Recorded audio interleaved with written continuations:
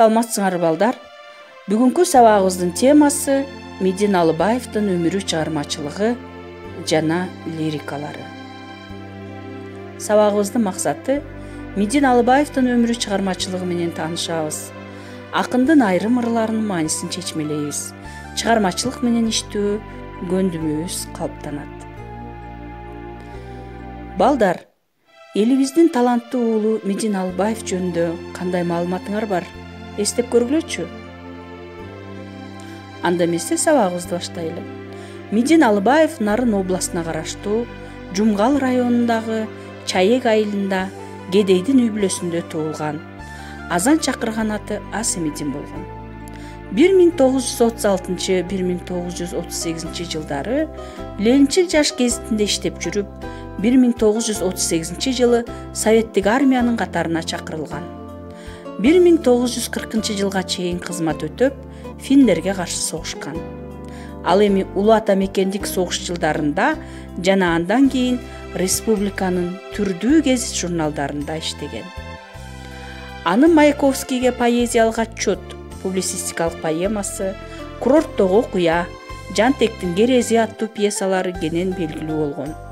Ошондой эле акын Пушкиндин, Лермонтовдун, Маяковскийдин чыгармаларынын мыкты котормочуларынын бири болуп эсептелет.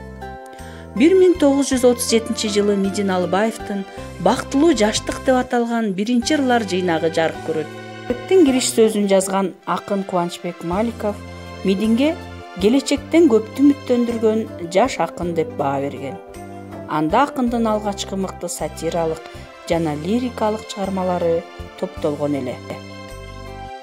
Бир жагынан терең лирикага толуп турса, бир жагынан сатиралык курч мазмунга ээ. Акын салттык сөз ыргактары менен ошол кезде жаңы калыптанып келе жаткан жаңы поэзиялык агымдардын ыкмаларын чеберчилик менен айкалыштыра билген. Ак чүч, бюрократ, кошоматчы, түлкү менен кашкулак, сот болгон коен аталыштагы акындын сатиралары болуп эсептелет. Мени издесең ырларымдан табасың. Тяншан, өз алатоо, ойлончу, сага, аманат, шаркыратма жана башка көптөгөн ырлары бар.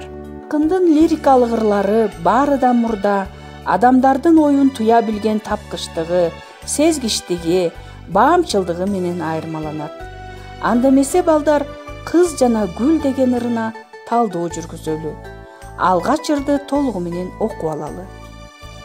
Кызды көрдүм, кыпкызыл гүл кармаган, өзү жалгыз, жигити жок жанданган, гүлү да гүл, өзү да гүл буруксуйт, биле албадым, гүлүн кимге арнаган.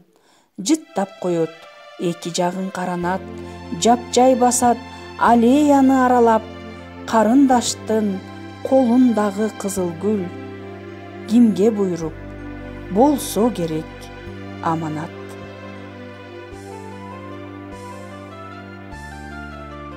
Алдынан чыга келген бир жигит, токтой калды кызыкканын билдирип, гүл жыттатчы деди жигит шарайтты, кыйын ишко жаш кездеги жиндилик.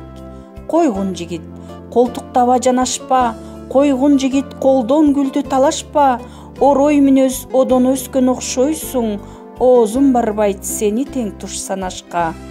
Да бир жигит жолдон чыкты гүлмүңдөп, өзү сонун, өңү сонун, бул ким деп, шар айта албай көзүн тикти гүлүнө, уяң жигит сүйгөндүгүн билдирмек.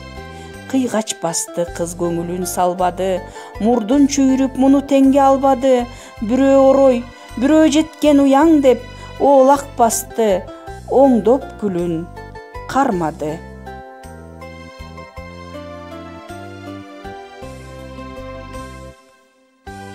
Кеч киргенде бирөө чыкты жолунан, бирок күлдү, сураган жок колунан, айла кетип, кыз өзү гүл сунганда, албайм деди, гүлүң эчак соолуган. Эгер ырдын маанисине көңүл бура турган болсок балдар, бул жерде аллеяда турган кыз кимдир бирөөнү күтүп турат. Анан аны ырдын биринчи бөлүгүндө лирикалык мен же автор байкап турат. Кызга кыздын ою боюнча орой мүнөз, одон өскөн бир жигит анан уяң экинчи жигит жолугат. Кыз бул экөөнү тең теңине албайт. Ал эми 3-чү бөлкө келе турган болсок, 3-чү жолуккан жигитке кыз гүлдү өзү сунганы менен ал гүлдү албай коет. Бул демек автордун ою боюнча өмүрдүн өтүү тездигинен кабар берет. Анткени кыздын жолундагы гүл кеч киргенде соолуп калды. Өзүңөр байкагандай, ырдын башында эртең менен же түштө деген сөздөр колдонулган жок балдар. Ырдын эң аягында гана кеч киргенде соолуду деп айтылды. Кечтин кириши, гүлдүн соолушу да метафора, ал да өмүрдүн өтүшү, мезгилдин тездиги деп түшүнсөк болот. Ал эми ырдын сюжетине көңүл бура турган болсок, ырдын биринчи 2 куплети окуянын башталышы, андан аркы саптары окуянын өнүгүшү, акыркы 4 сап окуянын жыйынтык бөлүгү болуп эсептелет. Ырда автор уйкаштыктын А, Б, А формасын колдонгон.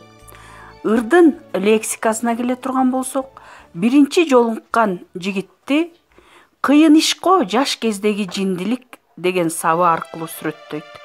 Жиндилик деген сөз балдар курчтук деген сөздүн синоними болуп түштү. Андан сырткары автор адабияттык каражат катары койгун жигит, колтуктаба жанашпа, койгун жигит, колдон гүлдү талашпа деген саптарында анафораны колдонгон. Бизде анафора деген сөз сап баштарында окшош сөздөрдүн же сөз айкаштарынын кайталанышы болуп эсептелет. Ырда дээрлик автордун жеке маанайы берилген эмес балдар. Ал эми ырдан кийинки көркөм каражат катары колдонулган антитезага да басым жасап кетели. Антитеза бул бир ойго карама каршы айтылган экинчи ой.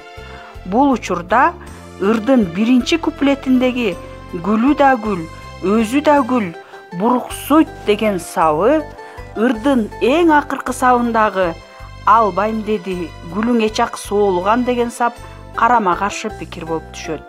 Ал эми кыйын ишко жаш кездеги жиндилик деген ой уяң жигит сүйгөндүгүн билдирмек деген ойго карама каршы болуп турат.